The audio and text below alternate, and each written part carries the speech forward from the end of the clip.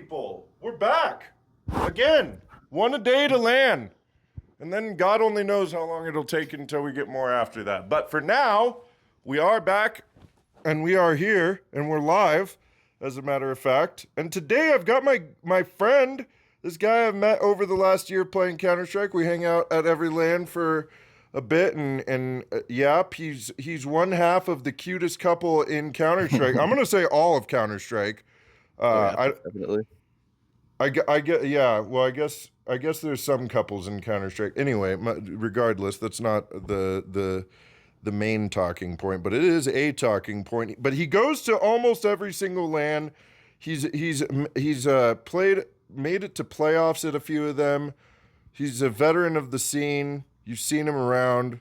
I got Shawn Zhenn. Is it? How do you say it? Zhenn with the double N. Zhenn with the double N. I like that. Zhenn Knapp. Shawn, how are we doing today, dude? Oh, not too bad. I just got done working 7 days straight, so I get an off day, so that's pretty cool. Oh, hell yeah, dude. What do you do for work? I work in HVAC, so like heating and cooling, selling HVAC, working on furnaces and all that good stuff. Yeah, dude, my friend does that job. It's well, it's both hot and cold from my understanding, but it's just a lot of long hours and sometimes just sitting around in the sun waiting for people don't call you whenever the house feels good. No, as it turns out, they're generally calling you to tell you something's wrong, not how well everything's working. I would like to start a service where a call center for employees that just take compliments. Like, only people that call in to give compliments go to this call center, and you just feel good all day. Unfortunately, that'll never happen because people don't call when things are working. But that being said, let's I know you have a special guest. I said that you're one half of the cutest couple in Counter-Strike. And I know you have a special guest that wants to make an appearance here, perhaps the other half of the couple. Yeah. To get her on though, I'm gonna have to grab my camera off. So you have to grab your camera. Okay, do your thing. Yeah, because tell her we're about to dive into the history of Shawn and his story. Ooh, now you guys get a picture of a cat up there. Here, we'll share. Hello. Hey, hello. I'm on the podcast with Mr. Big D. Hi, Big D. I miss you. Hi, Emily. I miss you too. I won't see you in Blocktober. I just found out next weekend, and I won't see you in Jersey either. Probably. I don't know about that yet, but I am moving to Jersey at the end of the year, so I'll be seeing you at every single one of these events soon. Oh my God, that's so exciting! I'm so excited for you to move. Oh God, thank you. I'm terrified. The reality of it is setting in, and I'm getting terrified because I got to move a dog and a cat across the entire country. And it'll be beautiful. Yes, you are. That is the part to look forward to. Well, and for those of you at home that don't know who we're talking to Emily here. This is Shawn's fiancee, as a matter of fact. How? Did you guys pick a wedding date already? I know you said it's going to probably be 2027, right? Yeah, probably spring of 27. Ooh. We're thinking June 28th. You're thinking what day? June 28th. Are you lying? No. You're seriously thinking June 28th? Yeah. Of 27, yeah. The 28th of June is my birthday. No shot. That's why I'm like, there's no way that's the date you landed on. That's our anniversary date. That's your guys' anniversary. Dude, do it on June 28th. I'll get ordained as a minister. We'll come lay it down for the people. Whatever state you plan on doing it in, I will become an ordained minister and I will wear the pinwheel hat. I'll wear my Bucky the Beaver onesie and a pinwheel hat if you want me to. Oh my God, I love it. depending on Perfect. how silly you guys want to get with it. Well, where are you, Emily? Why are you not on stream with Shawn here? I know, I had to actually work. Oh God, Unlike somebody. that does sound. What do you working forever? What do you do for work, Emily? I do marketing for the same company that Shawn works at. So we work at a HVAC and plumbing company, and I do all the field marketing and social media stuff. Oh my God, dude, you guys are so fucking cool. Okay, well, Emily, while we've got you on the line, I want to give people a little history. Emily isn't just Shawn's fiance and coworker, apparently too, but she actually comes to the lands and supports Shawn at these lands that he plays in, and supports the scene a lot too. What's your favorite memory of LAN? How many have you been to? So many good ones. Oh my God. I'd say, I mean, probably when we all were getting pizza at localhost and we were trying to decide how many pizzas to get. And I turned to Arrow J and I'm like, how many do you think? Like 2? And he goes, you forget, I am fat. And then we all started dying laughing. And it was the funniest thing. So then we ended up getting like 3 or 4 pizzas and we had a good old time. It was really fun. God, That was so funny. shout out our boy Arrow J too. I've been trying to get shout outs. I've been trying to get him on laying it down, but he's not having it. He tries to give me some crap about he doesn't speak enough English to fill an hour of time, and I'm like, that's horseshit, dude. I know it. He talks all the time. Yeah, dude. I know he's got an hour worth of Counter-Strike stuff to talk about for sure. Like, Right. there's no way he doesn't. But all right, well, Emily, I'm gonna steal your man back from you for the next. We need to be able to see his face, so I'm gonna steal him back for the next hour or so. But thank you for joining us, and big shout out to Emily out here and all the support you give for Shawn and our scene.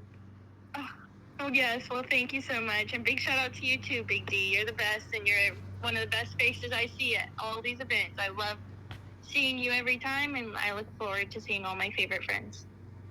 You guys, you're gonna make me cry. Thank you. That means you have no idea how much that means to me. I'm waiting for the bubble to burst at some point, because all you guys keep showing me love more and more that I show up to these lands, and I'm like, what the hell is happening right now in my life? But I'm so grateful for it. I can't wait to see you again. In the frag community are all fantastic people. That's why I very much want to continue to be a part of the frag team. Bye, Emily. Thank you. All right, let's get this camera back up. That cat was looking for the phone for a long time. Oh. He's still looking for the phone. Is that Garfield? Hit the power button. I think that's Garfield. I'm positive that somebody that made that will say, no, it's legally distinct Garfield and just an orange tabby cat, but that's Garfield, baby. I guarantee you that cat isn't just looking for the camera. He's looking for lasagna too. And he hates Mondays. Like this. I have ADHD. I have a hard time focusing. That didn't work either. Oh well. We can see you just fine. It's in stunning 4K definition. Beautiful. Now, all right. Thanks for calling Emily. That was nice to get to Absolutely the other half on there, because yeah, it is really cool that she shows up to these events and you guys make a journey out of it and not just go play Counter-Strike, but like have a little vacation while you're there too. Oh yeah, absolutely. Like just this last Knoxville event. Yeah, what'd you do there? We We obviously played in the tournament, but when we weren't playing in the tournament, me and a couple other the guys on 9 to 5 went out to this like really sweet quarry and went swimming and just Whoa. like had a little nature day. I'll send you some pictures afterwards so that you can put them on if you edit them. But I probably won't. I never edit these. I make sure the timing is lined up. But if you send them to me, you never know. I might put them up here. fair enough. I might But- just do quick flashes right at 10 minutes into the video. Yeah, Or- but I made Twitter posts about all of it and stuff like that. So if you want to see, you can go follow me at ZennCS. Yes, plug it up, baby. Yeah, I like the fact you guys went out to nature instead. Like I feel not that there's anything wrong with going bar hopping and enjoying a night out on the town and drinking with your buddies when you're out at these events, but that's like what everybody does. So it's cool to hear like people are like going out and exploring or like seeing a historical thing or going to finding a fucking rock quarry and going swimming. Thanks for Yeah. inviting me. Yeah, we went at like 9 a.m. You were already at the venue. Yeah, oh yeah, dude. No, I always think that I'm gonna do something like when we went to Vegas earlier this year, I was like, man, I've never been to Vegas. I'm so excited. It's gonna be fun. But that was my second LAN, and I was like, okay, so when you're at LAN, you are in a timeless vacuum of pure it's like Counter-Strike for like Everything 4 else days around straight. you disappears. It's crazy. Yeah, and I love it. I would not have it any other way. I live for it. But like you're not in a position to be like exploring if you're working the event by any means, because you're there from morning till night, and once that last game wraps up, you are climbing straight into bed and getting your like 6 hours of rest and going and doing it all over again. Oh yeah, like especially the volunteers that actually do all the back end stuff for it. Like I've seen their Twitter posts and stuff talking about like happily putting in 16, 18-hour days just grinding it out so that everybody can play in the events and there's as little interruptions as possible. Like big shout out to the frag staff because one, it's all volunteer based, so nobody's actually getting paid for it, so it's all just for love of the community. And two, regardless if there is like technical issues and stuff like that, you have to admit for a grassroots LAN tournament with like crowdsourced funding, it's like honestly a 10 out of 10 event on every single one I've been to at least. Yes, those are we love to hear that, Shawn. That is yeah.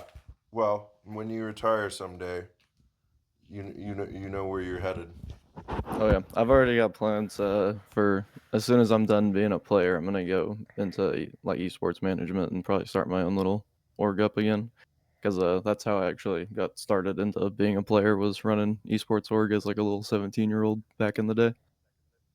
Okay. Well, we're gonna get. Well, that's a good segue. Let's get into the lore of Shawn here. I do want to say as well, just to clarify what you're talking about with the volunteers doing the back end stuff.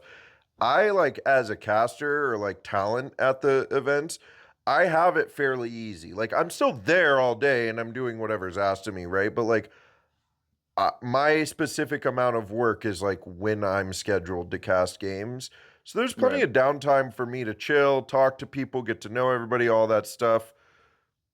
But the like admins that are like watching games are like there are those guys that are there that are like they're doing stuff for like 16, 18 hours straight. And so like, yeah, big shout out to them. We love all of them. Big shout out to everybody on staff, Frags volunteer and staff. I love you guys.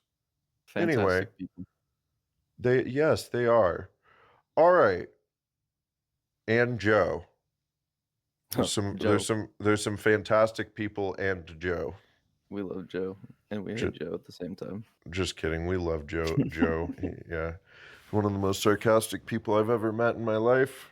And Yeah, he's probably there's a chance, I don't know if it's for sure, but there's a chance he's gonna be doing all the photography for our wedding. I hope so. My God. Yeah. I'm not. You think I'm kidding about becoming ordained and administering your wedding? I will fucking do Wow. it. Do it. Bono's been talking about it too because I think he's already ordained. Yeah, I think Bonamont said he is already ordained. I could MC your wedding too. True. If you have somebody that's doing the ministry, but that's we'll get with Jennifer Lopez, the wedding planner here, later on. That movie came Absolutely. out, I think, before you were even born, or in the year that you were born. Do you know of that Possible. movie? I know of the movie. I've seen it before. I don't know when it came out. I think it was like the year 2000, Yeah, that's when I was born. So or it was 2001. But yeah, that's an old reference. I'm dating myself here. Anyway, segues aside, and Big D rambling forever aside, let's go back in time here. What are your earliest memories of gaming, and how did they lead you to Counter-Strike? Ooh, gaming. Okay. Uh, the first like games I played was when I was like really young as a kid. Like one of the first or second Christmases I can actually remember, but like my dad got me a Game Boy Color, so I would play a bunch of games on that, like Pokemon and Final Fantasy and stuff like that. Um, and then that transitioned into doing like console games. And I was a PlayStation kid growing up, so I'd play like Call of Duty, and I was really big into like MX versus ATV Reflex, like the motocross racing games, because I also like rode dirt bikes and stuff outside of playing games as a kid. Um, and then I started getting into like when YouTube was starting to get popular and stuff like that. That's when FaZe started doing all their like trick shotting montages and stuff like that. Um, so I got into it and started doing quick scoping and ended up like joining a clan and stuff, and put a couple of montages out under a different alias. So if you want to like go deep dive it at some point, you can probably find those videos on YouTube still. The clan's name was Jose. Um, and then I like randomly started playing Counter Strike one day, because I had this really crappy PC. It was like a Toshiba laptop, and me and my buddy would play Minecraft on it, and he started playing Counter Strike and got to like MG on matchmaking, and this was probably like 2015, 2016. Um, so I started playing it, but I was never into the competitive scene, or even like back whenever I was doing the trick shotting and stuff on Call of Duty, I didn't know that competitive esports was a thing. Like I didn't know MLG existed. I didn't know that there were like I didn't even know Counter Strike existed at that point. So my buddy introduced me to Counter Strike, and um, I never took it serious or anything like that because I just simply didn't know. So my first like 1,000 hours playing the game was all on community servers and doing like surfing and death run maps, and just trying to like b hop through the maps as fast as possible and try to like beat everybody through them. And I would sit there until like 3 a.m. listening to 21 Pilots and just death run and hang out with my buddies and talk to people in the community servers, and that was a lot of fun. And then after that, I got into skin trading a little bit and would go into the like instant trade servers where you'd have like your inventory and you'd like go drop your skins to another person. They'd check them out, and then if they wanted to like buy the skin or trade with you, you'd like send trade requests inside the server and stuff. And that's like OG Counter Strike Go stuff. And after doing that for a little bit, um, my buddy was playing competitive, so I was getting into competitive a little bit, and then I was never super good at the game when I first started because I was literally playing on a 60 FPS laptop. But at that time, I was in school, and my whole schooling background's kind of complicated. My mom travels for work, so I always jumped around school districts all the time. So by the time I hit my senior year, to graduate, I needed like 2 credit hours to actually graduate when I started senior year. So I just decided, fuck it, I'm just going to sign up for 2 elective classes, take them online, and then graduate in 2 weeks. And then I did that and moved up to Washington. And when I was in Washington, I had nothing but free time and stuff to just do whatever. So I basically just partied. And whenever I wasn't partied, I came home and played Counter Strike. And I managed to get up to like LEM or something like that. And I had occasionally played Face It and just to like play something that wasn't matchmaking. And that's when I first started playing Face It. I got to like level 5 or something like that. And my buddy was like, "Hey, Face It isn't the wave. You need to come play ECA." And then as soon as I started playing ECA, it was freaking game over. Like, since I graduated early, I didn't play football that senior year, and it was just dunzo after that. Like, just um, at one point, was I played a couple of seasons of Open, and that's what got me into the Counter Strike scene.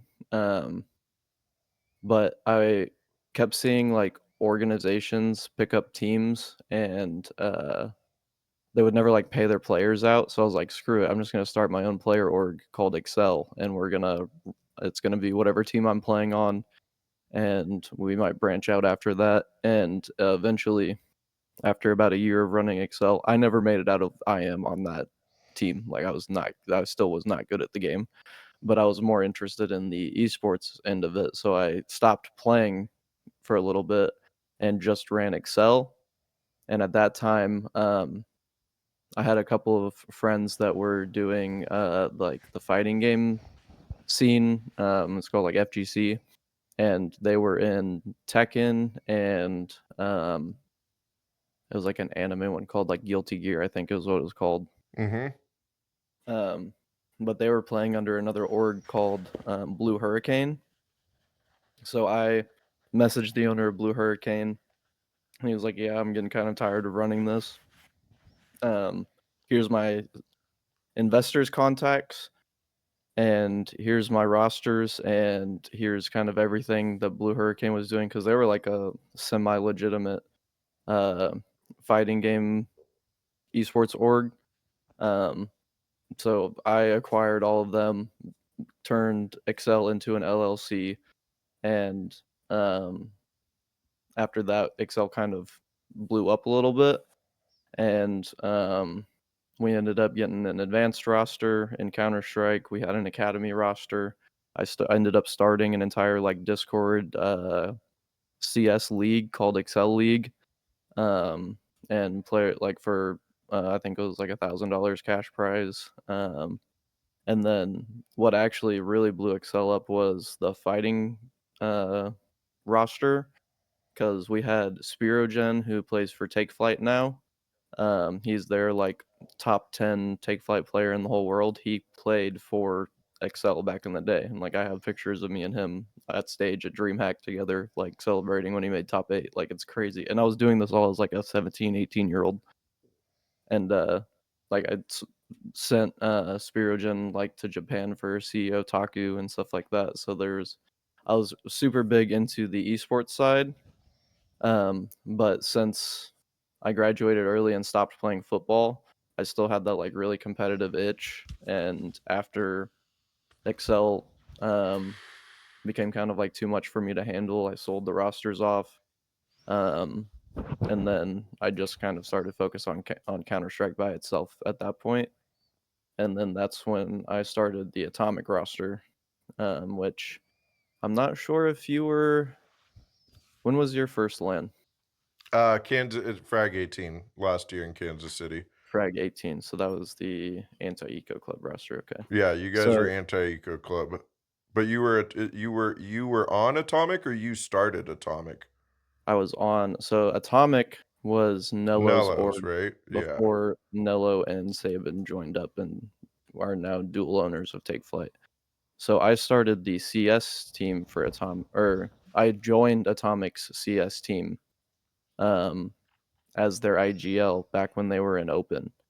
Um, and we went Um, and me and Simon at that point over the years became friends, and so I brought Simon, aka Sharpie, um, Hollow, and then two like super fresh players that were actual open players that were already on the Atomic CS roster. And like the plan was to develop them, and with Simon's experience and me kind of hone my skills as an IGL. And then over time, we went from open to literally we lost to Shimmer in main playoffs to make advanced. So we were like one game off of advanced. And with that Atomic roster is how I started.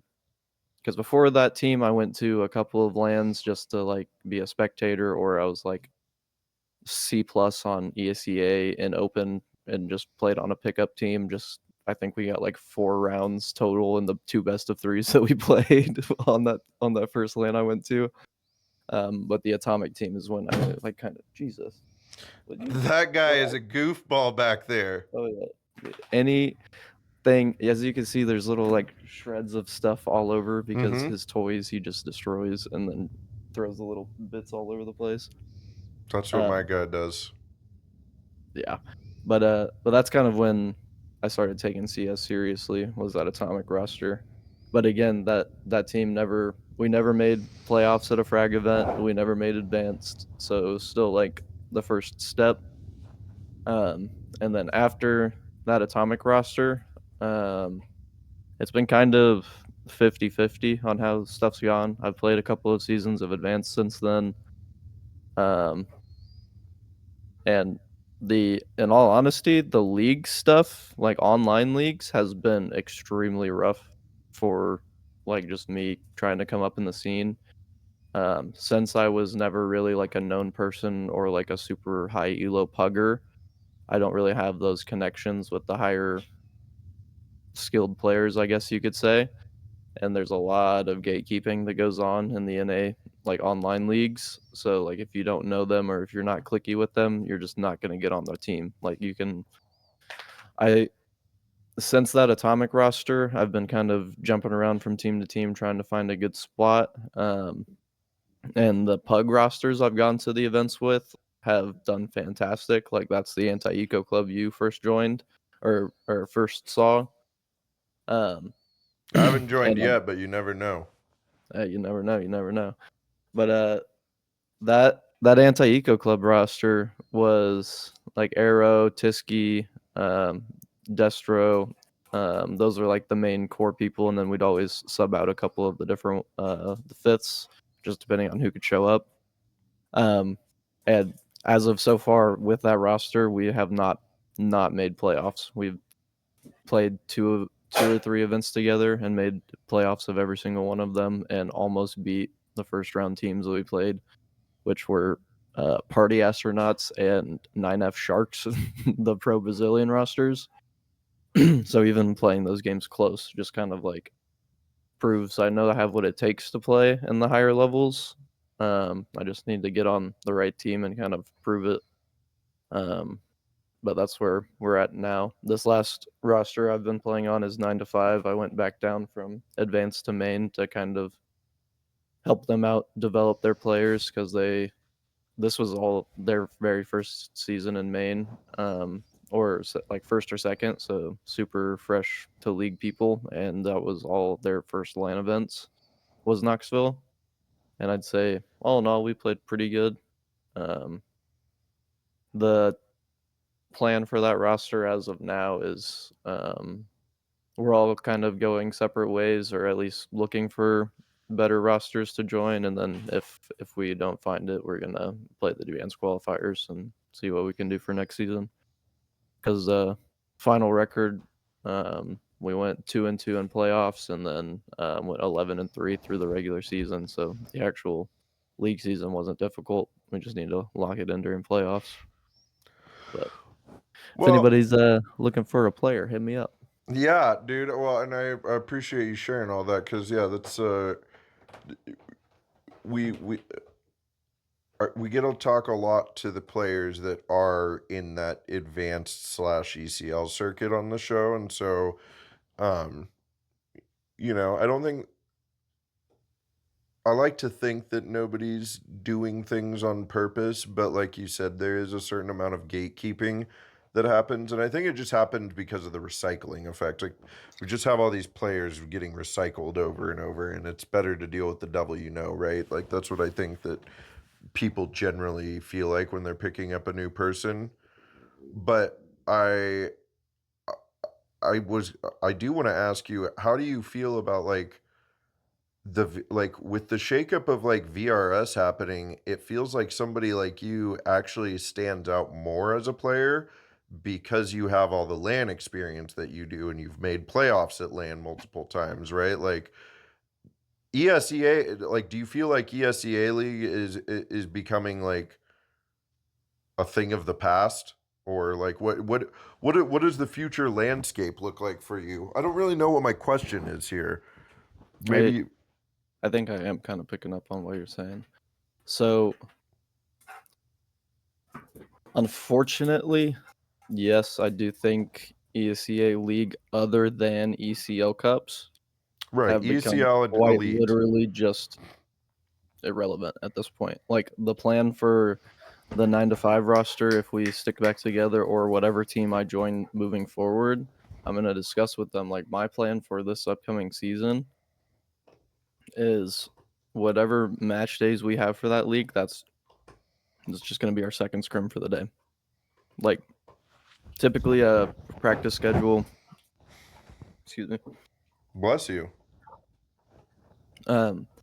Typically like a practice schedule is start the day off with like an hour of dry practice and then 2 scrims, or you'll do like a combination of that kind of schedule, where on our match days, typically it's like we'll get on, discuss stuff, we'll do a warm-up scrim, and then it's league match time, lock in, and now it's full focus on the league match.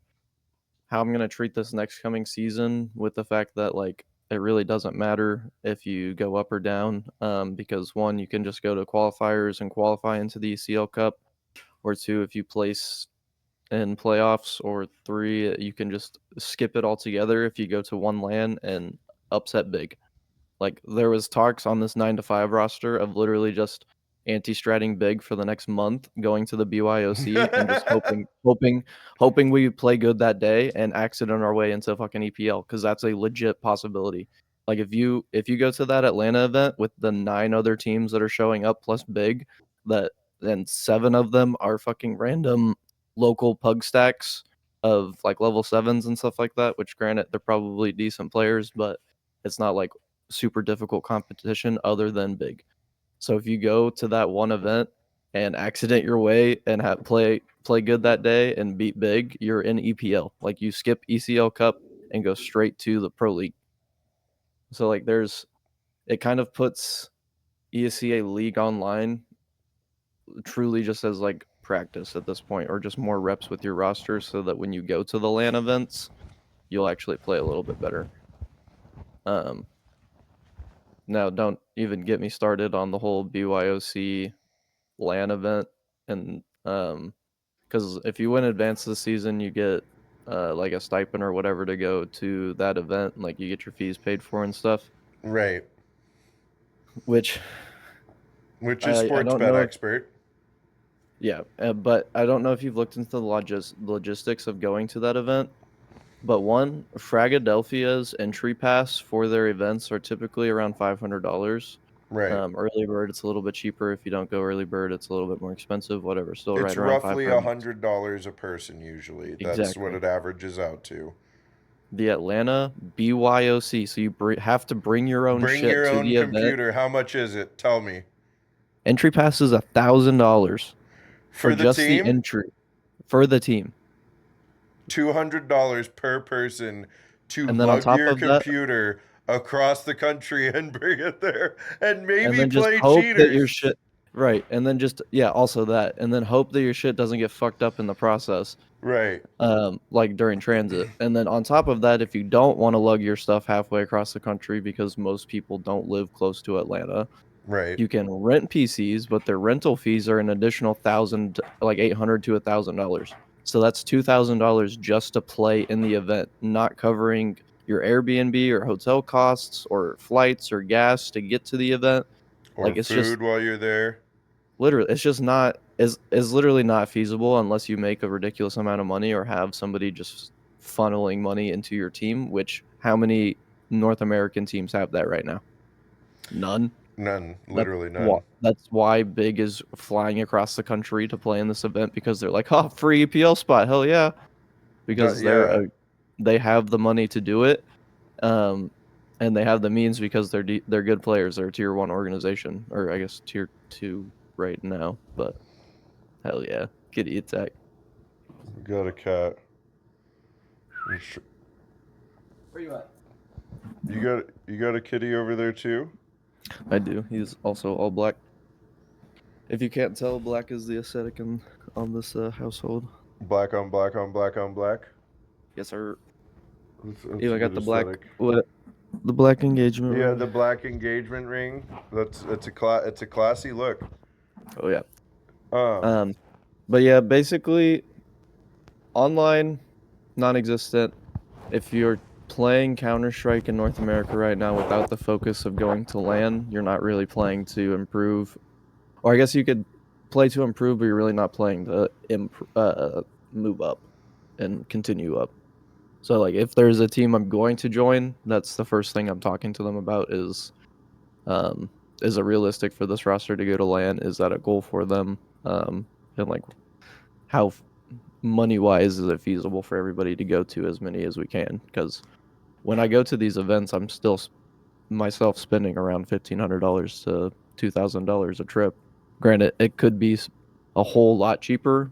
I'm also paying for 2 people, and we go out and have fun and spend a lot of money on food. right, and you guys turn stuff it like into a that. little vacation like we discussed earlier, but Hold what's on your a second. dog's name? Kage. Oh yeah, that's He's right, Kage. He's got to go to his kennel. He's ripping up some furniture. Yeah, I saw. Alright, dog has to go. Momo. What do you think about everything, Momo? He doesn't really have any thoughts about it. Momo, do you like NACS? Momo's not a huge fan of NACS. I was just telling the people here that Momo's not a huge fan of NACS, mainly because when I'm playing Counter-Strike, I'm yelling at my computer, and if I'm not playing Counter-Strike and I'm at a LAN event, I'm not at home, which upsets him as well. So he hates NACS, but that's all right. NACS loves Momo. Oh yeah. They do, Momo. They get excited every time they see you. Well, yeah, dude. I think that I think that that's a really important part of the of like that's what I was trying to say is like I feel like while it's probably been a struggle and an exercise in frustration the last several years as like you try to like find a team that's kind of got the same goals as you in ESEA, but it's difficult from where you are. I think that you're kind of light years ahead of like everybody else right now because you do keep showing up to LAN, and showing up to LAN and playing LAN is what's most important to you. And that's kind of what it feels like VRS is trying to shake up to begin with. Like going to grassroots LANs needs to be how teams decide who the best in the world actually is, right? Like Yeah, and I mean, from an outside look, it does make sense because when you go to Europe and you go and you play in all these tier 1 events, 1, it's LAN Counter-Strike, and 2, it's against the best players. So you have to recreate that in the sub-regions and in tier 2, tier 3. The only issue is funding on the North American side. So because if you run this circuit in Europe, and if you ran the frag events and if you ran the Atlanta event in Europe, they're doing that right now. They're just with different names, and it happens every single week. And there's opportunities for you to like. I think in VRS you have to have 10 LAN matches before you can even get your rank and stuff like that. If you were to go to Europe, that's 2 weeks of play, and right. you can get your rank. Me, whenever I had to make playoffs at 3 events with the core roster of Anti-Eco Club, and we got 6 LAN wins over 3 events. because that's another kind of big issue is for some reason there's not just the gatekeeping issue in the North American scene with teams and joining teams. There's also the gatekeeping issue with fucking HLTV and the scene on what they cover, because one, if you go and you look at all these European events, most of the group stages are covered so that those matches actually count towards your VRS. Whenever you go to a frag event, for some reason, they're only covering playoffs, and sometimes they only cover the top 4 of playoffs. So that's 2 matches that you get on HLTV. Right. Now they're doing most of the playoffs because the events are getting bigger to 32 teams. But still, what about all, like, I'm pretty sure VRS has been out for over a year now, and I've got 6 badges sitting right here from lands over the past year and a half, but how many matches of those could have counted towards VRS if group stages were covered when I was 2 or 3-0 in group stages to make playoffs? So those matches basically just don't even matter to even get onto, like, that's another kind of issue with the scene and stuff like that with the VRS that I've been seeing and trying to get your, like, startup Entry roster level, going. yeah.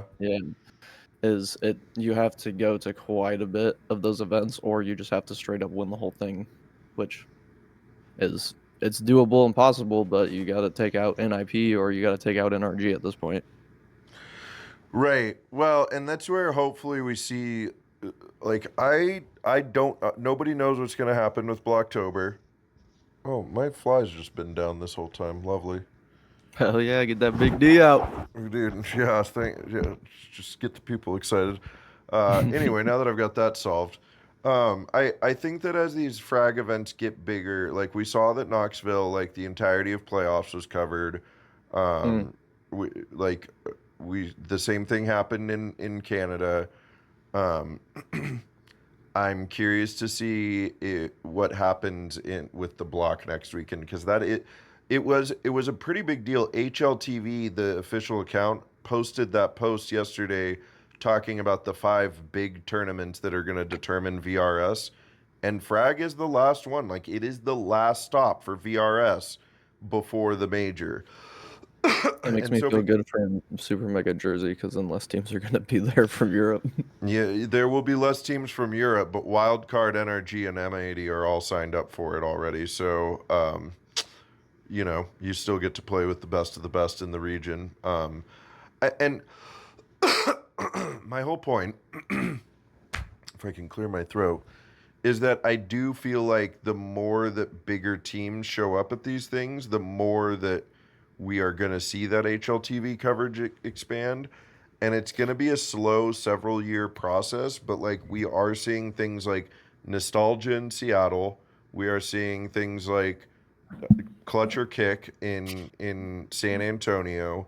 There's Fragadelphia trying to get as many events going around the country as they can, like especially in the eastern half of the country, right? They just announced Miami for the beginning of the year. I think that as time goes on, there will be more events, but yeah, it is. I didn't even realize that you had to have X amount of, like, VRS matches to even get. I'm pretty sure it's 10 LAN wins, like documented LAN wins, before you even get your rank. And then you start accruing points after you're ranked. Which is bonkers. I mean, I don't know. I try not to understand too much of it because it's constantly changing, and it'll just make me sad if I pay too close attention to it. But, yeah, it just it's a very flawed system. Well, let's go on. The last statement about that is, like, if you go and listen to the last, like, 4 HLTV confirmed podcasts, they mention and talk about Fragadelphia in every single one of them. So they're very aware of the circuit and they're very aware of the tournament, yet they still refuse to fully cover it for some reason.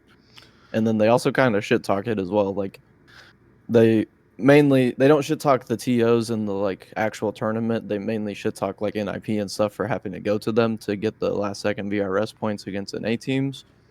But, like, you're talking about it. You're confirming that it's a legit thing and it's a route to go to qualify for the major. Why would you not cover the whole thing?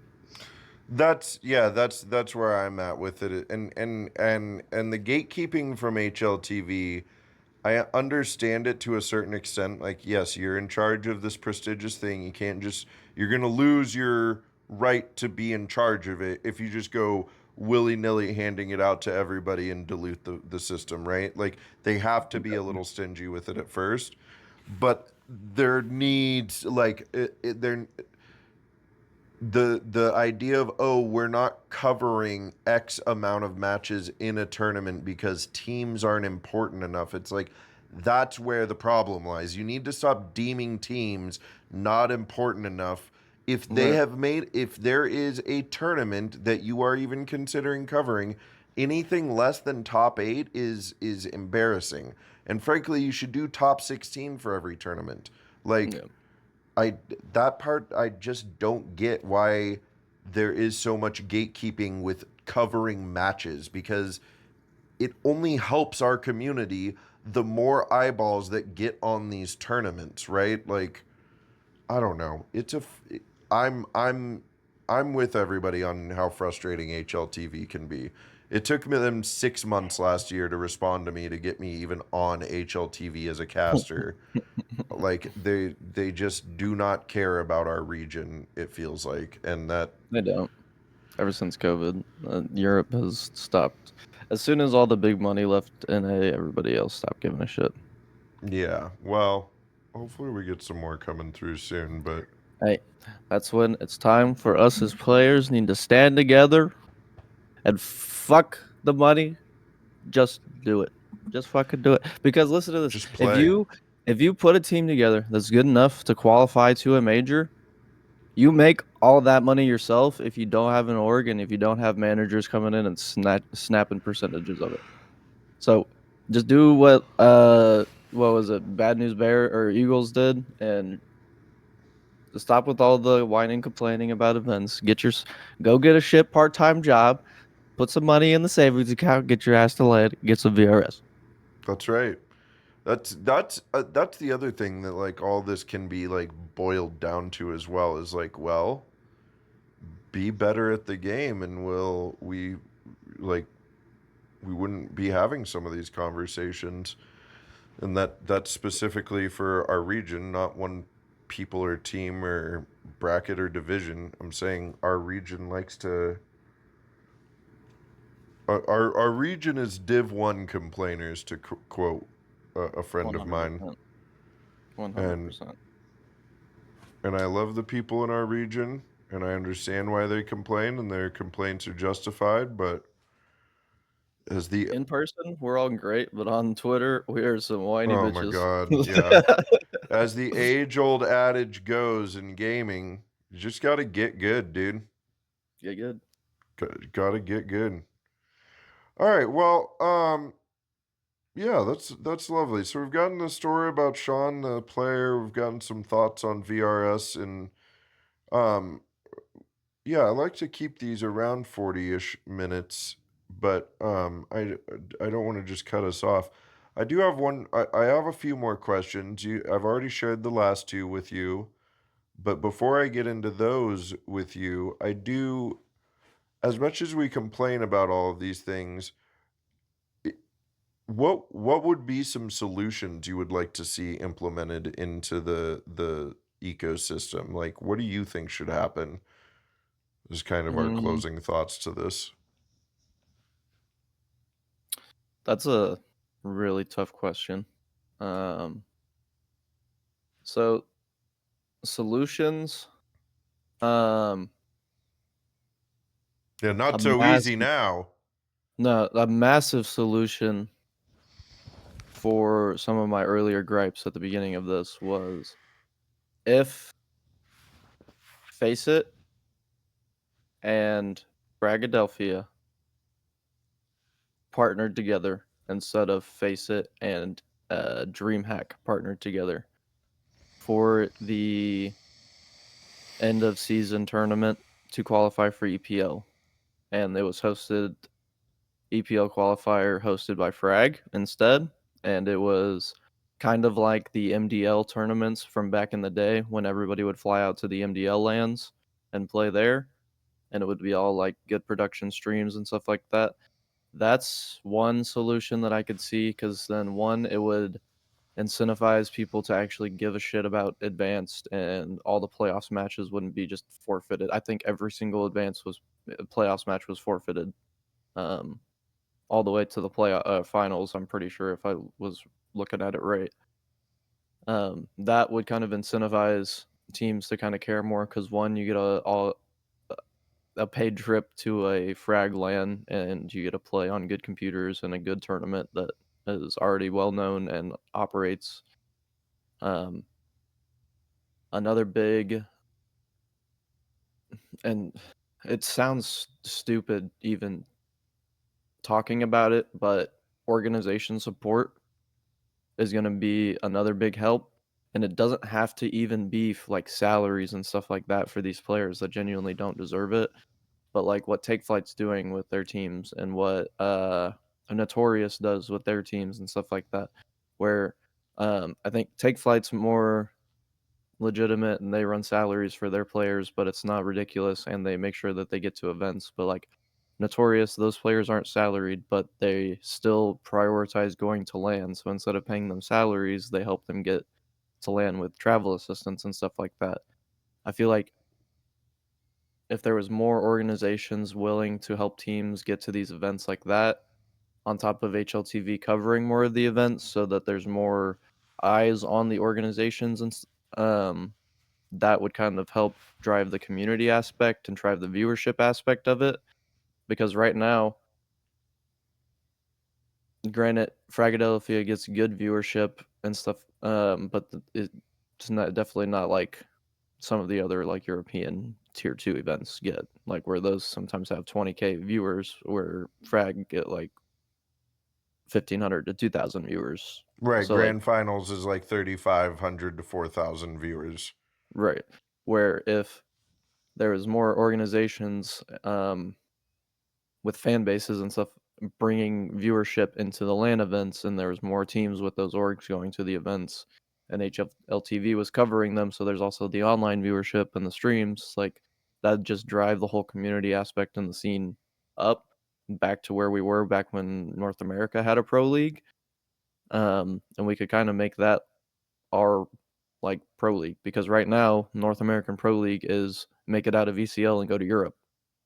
So it's not even North America anymore. It's just making it to European Pro League. Right.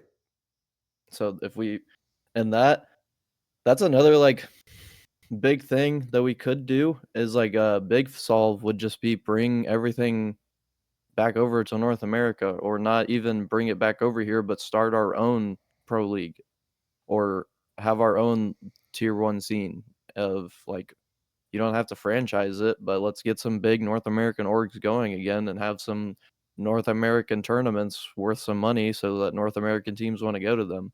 And instead of it being a frag 10K where these European teams are going to, let's have it be like the OG frag 8. I think it was frag 17 when it was hosted by FTX. It was a $100,000 prize pool.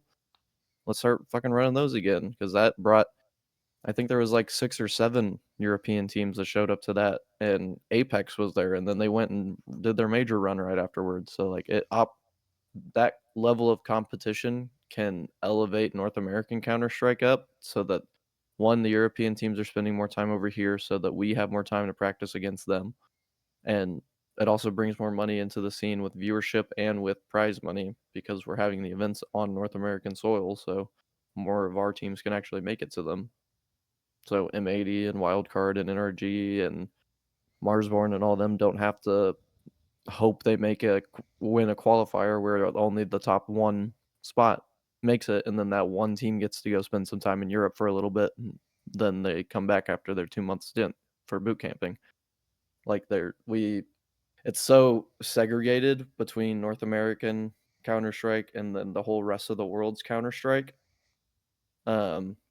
Like I don't see why we wouldn't have our own, like it could even go to like Brazil and stuff like South America and stuff like that, where the North American Pro League would be like North, or the Americas Pro League, where it's Right. Yeah, in North America's Pro America, League. South America. which also Stick it in would be Mexico City in southern Mexico between the two as well, and make everybody meet there.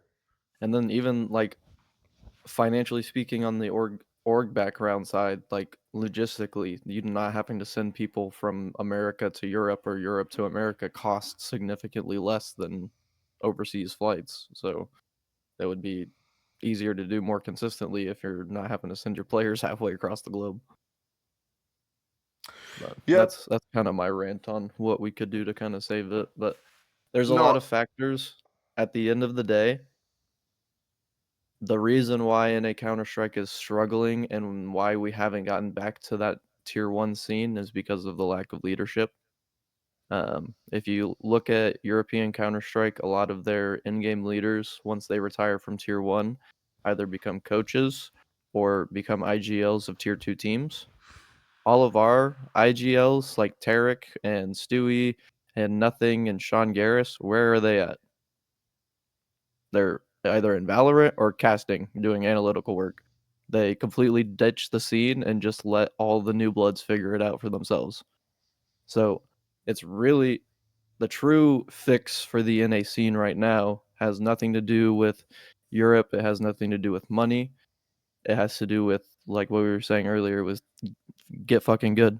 Like, go watch your demos, become leaders on your teams, stop having petty arguments and egos against your teammates when you're on teams. Like, it's all that little stuff.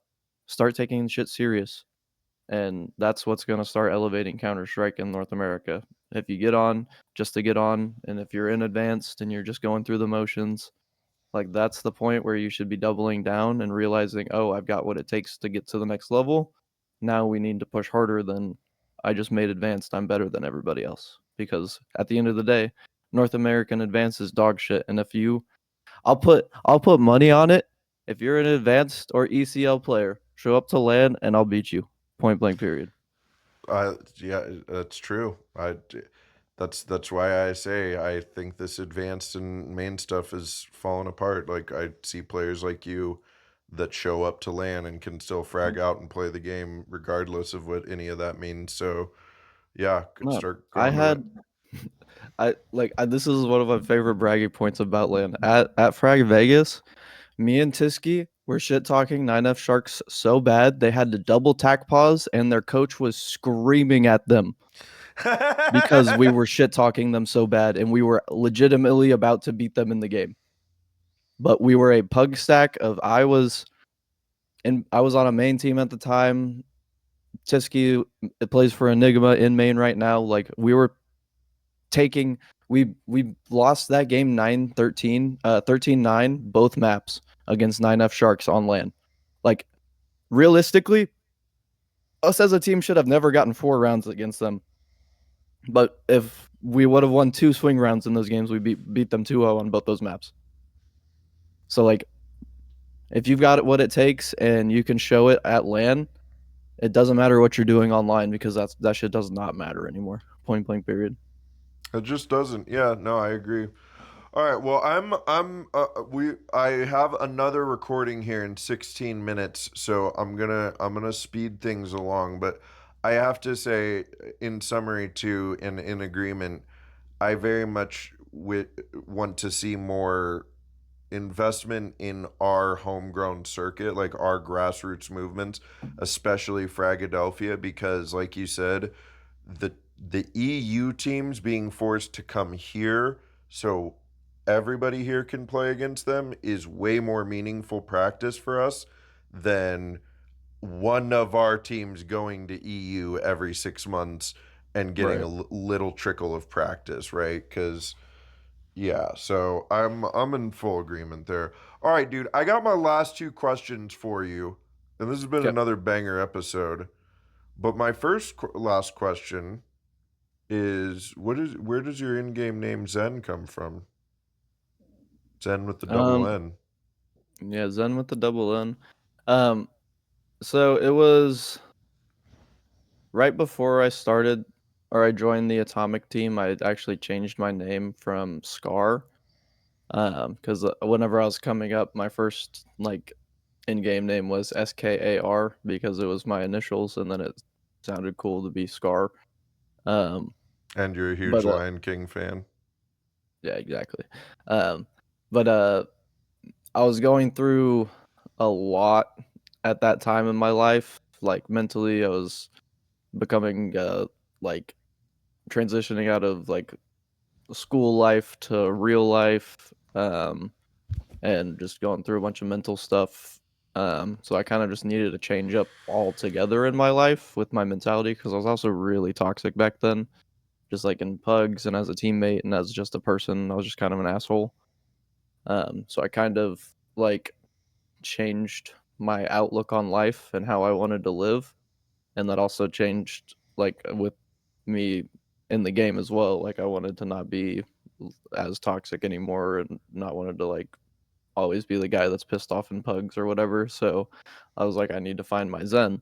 And then honestly, I think the Zhenn spelled XEN doesn't make sense.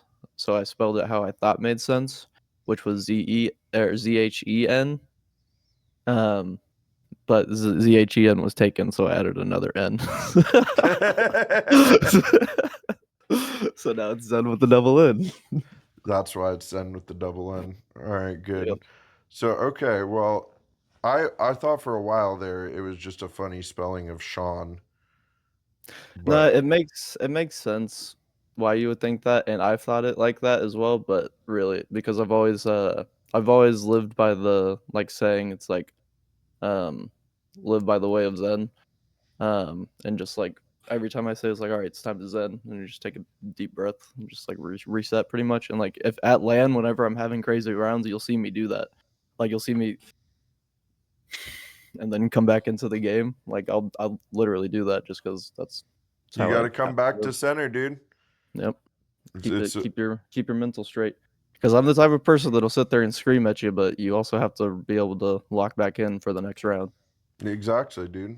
That's part of being a passionate Counter Striker. That's why it's more than just moving a mouse or clicking on buttons. There's a lot of like centering yourself as a person to like stay maintained and focused. So, all right, you ready for this last question?